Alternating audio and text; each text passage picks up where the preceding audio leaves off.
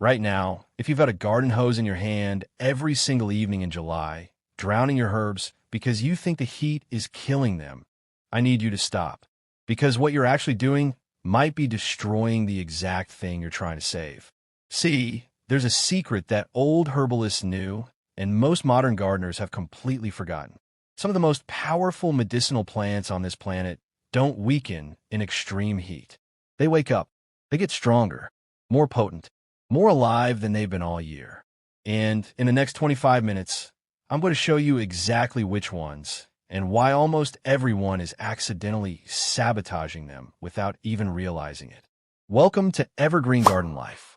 If this is your first time here or your 100th time here, go ahead and hit that like button right now before you forget. Share this with someone who's been complaining about their garden dying in the heat, and drop a comment telling me what time you're watching this from, because I genuinely love seeing where everyone is tuning in from. Oh, and please turn on that notification bell. So let's start with the big question. What is actually happening to these plants in July? Because on the surface, it looks like stress. It looks like suffering.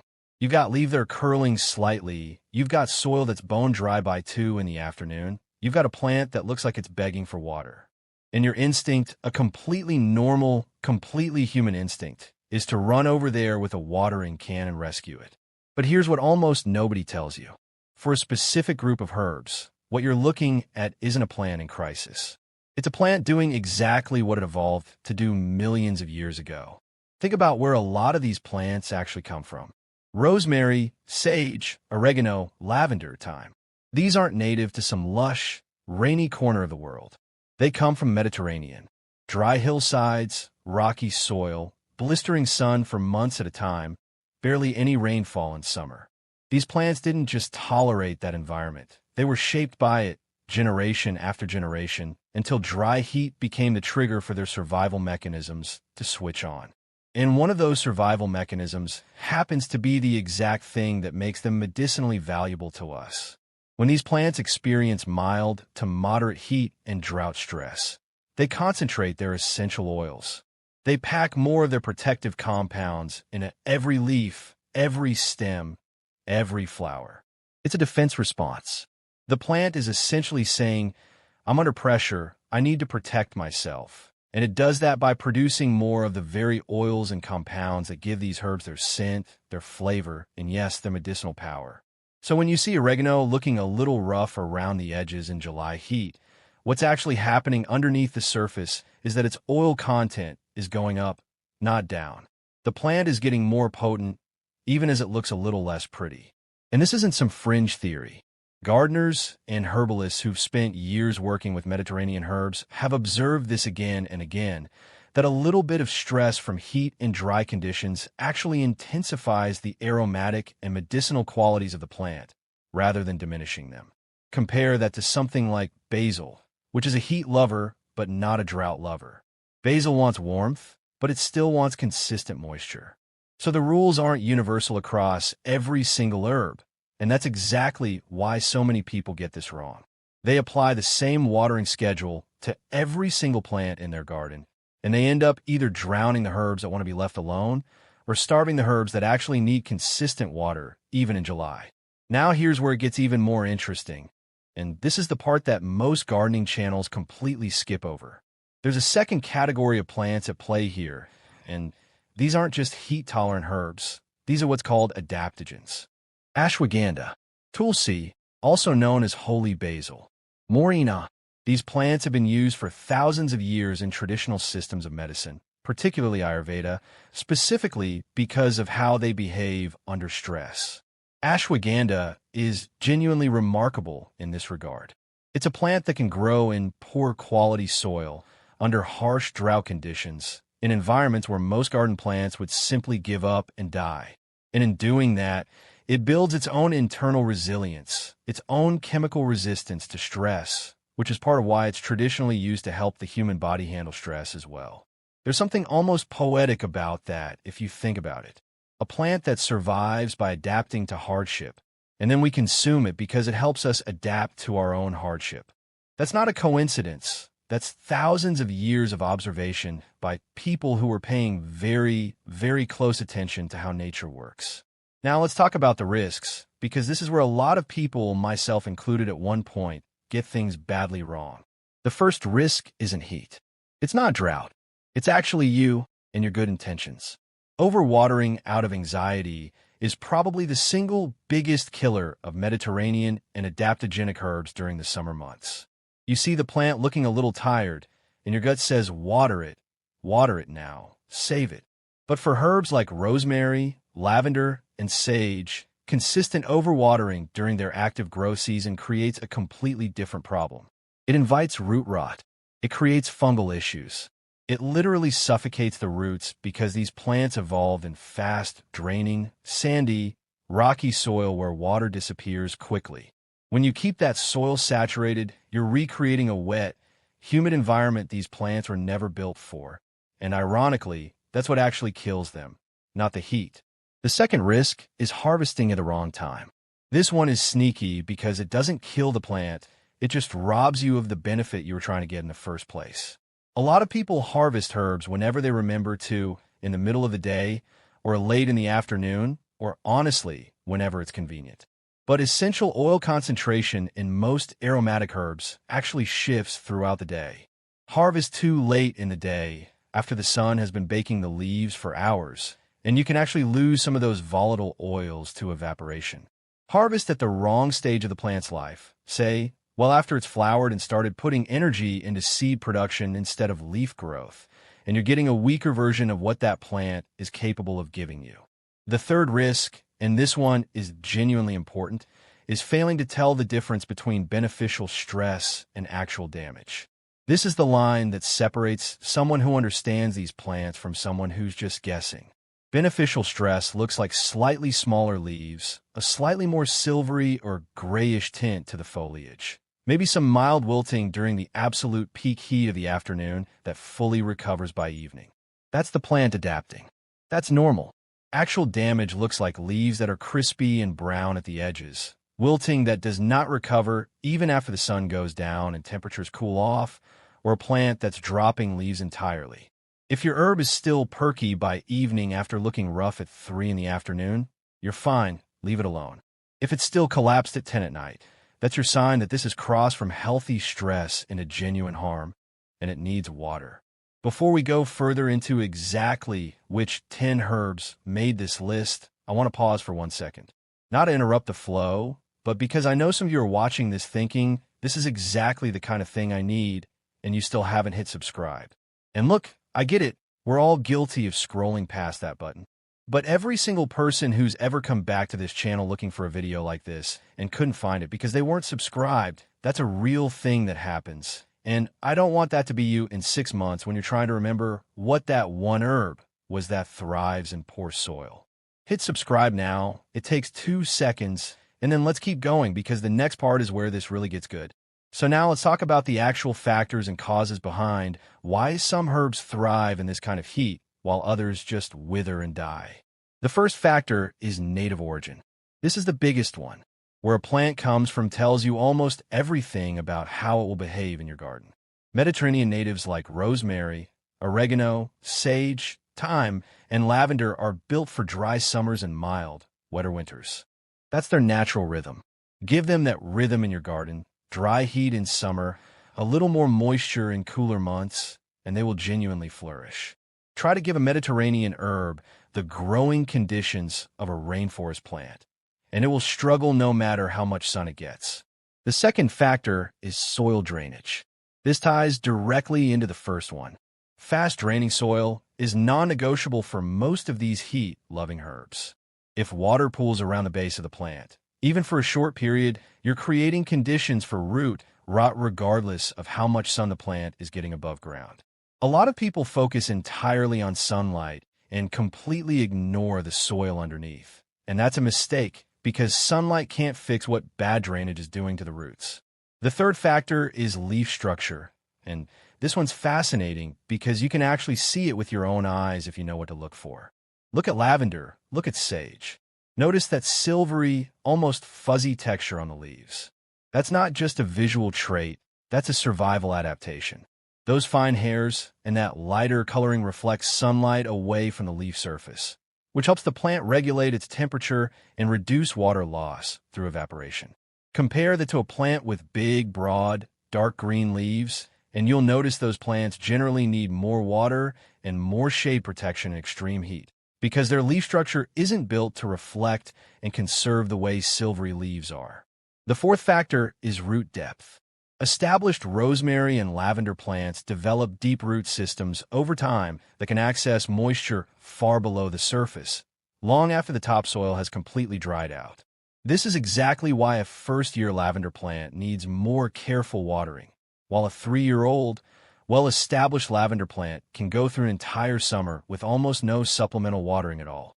Time and root development do a lot of the work here, which is honestly good news because it means these plants get easier to care for the older they get, not harder. And the fifth factor, which people in different regions really need to pay attention to, is the difference between dry heat and humid heat. If you're gardening somewhere like the southern United States or parts of inland Europe, you're often dealing with dry heat, and most of these Mediterranean herbs will absolutely thrive in that environment. But if you're in a more humid climate, somewhere with sticky, moisture-heavy summer air, some of these same herbs can actually struggle, not because of the heat itself, but because of the humidity trapping moisture around the leaves and creating fungal problems. Gardeners in places like the United Kingdom, where summers tend to bring more humidity and less consistent dry heat, often need to pay closer attention to air circulation around these plants, spacing them further apart, and avoiding overhead watering that leaves moisture sitting on the foliage overnight. All right, now let's get into the part you've been waiting for. 10 medicinal herbs, counted down from the most overlooked to the one that deserves to be at the top of every single garden on the planet, and almost nobody talks about it. Number 10 is sage. Sage is one of those herbs that quietly gets better the hotter it gets. Its flavor and its medicinal compound concentration both increase in hot weather, which is the exact opposite of what most people assume. Sage has been used traditionally to support digestion and to soothe sore throats, and it's incredibly forgiving in the garden, tolerating poor soil and long dry spells without complaint. If you've got a spot in your garden that gets brutal, unrelenting afternoon sun and nothing else seems to survive there, sage is often your answer. Number 9 is rosemary. Native to the Mediterranean, rosemary genuinely thrives in dry, well-draining soil and can become a drought-tolerant, low-maintenance perennial once it's established. This is a plant that rewards patience. In its first year, it needs a bit more attention, but by year 2 or 3, you'll find yourself barely watering it at all through July, and it will still reward you with fragrant, needle-like leaves that have been used traditionally to support memory and mental clarity and to aid digestion. Number 8 is lavender. This is one of the most drought-tolerant herbs you can grow, and certain varieties, particularly Spanish lavender, are especially suited to the harshest, hottest microclimates in your garden. Lavender has been treasured for thousands of years, not just for its calming fragrance, but for its traditional use in easing anxiety and supporting restful sleep. And here's a fun detail worth knowing. Lavender-infused ointments have been discovered in ancient tombs, still holding onto their fragrance thousands of years later. That's how resilient the oils in this plant actually are. Number 7 is oregano. We already talked about the science behind this one, but it bears repeating because it's such a perfect example of the entire theme of this video. Oregano genuinely develops a more intense flavor and a stronger medicinal profile when it's mildly stressed by heat and drought. This makes it one of the lowest maintenance, highest reward herbs you can grow, and it's traditionally been used for its antimicrobial and digestive supporting properties. Number 6 is borage. This one surprises people because it's not as commonly known as the others on this list, but borage is a genuine drought garden staple. It produces beautiful, edible blue flowers, and it's traditionally been infused into water for a cooling, hydrating effect during the hottest parts of summer, which is a wonderfully fitting use for a plant that thrives specifically during that season. Number 5 is mullein. Now, this one almost nobody talks about, and that's exactly why it's on this list. Mullein is a wild, drought-tolerant medicinal herb, and its leaves have been used traditionally in herbal remedies, particularly for respiratory support. It's a biennial, meaning it takes 2 years to fully mature and flower, And interestingly, many experienced herbalists actually prefer harvesting the leaves in that first year before the plant puts its energy into flowering. If you've got a wild, sunny, neglected corner of your property, mullein might already be growing there without you even realizing what you have. Number 4 is morena. Often called the miracle tree, morena is an incredibly nutrient-dense plant, packed with vitamins, minerals, and antioxidants, and it thrives specifically in hot climates. It's considered by many in the herbal world to be adaptogenic in nature, meaning it helps the body build resistance to various forms of stress, and its leaves can be harvested and used fresh, dried, or powdered, depending on how you want to incorporate it into your routine. Number 3 is tulsi, also known as holy basil. This plant holds an almost sacred place in traditional Ayurvedic medicine, and it's been used for centuries to support the body through daily stress, to aid healthy circulation, and traditionally as a respiratory tonic. Tulsi genuinely loves warm growing conditions, and unlike its more heat-sensitive basil cousins, it handles the peak of summer with far more resilience, making it one of the most rewarding medicinal herbs you can grow specifically for the month of July. Number 2 is ashwagandha. We touched on this earlier, but it deserves its own full spotlight here because of how genuinely remarkable this plant is.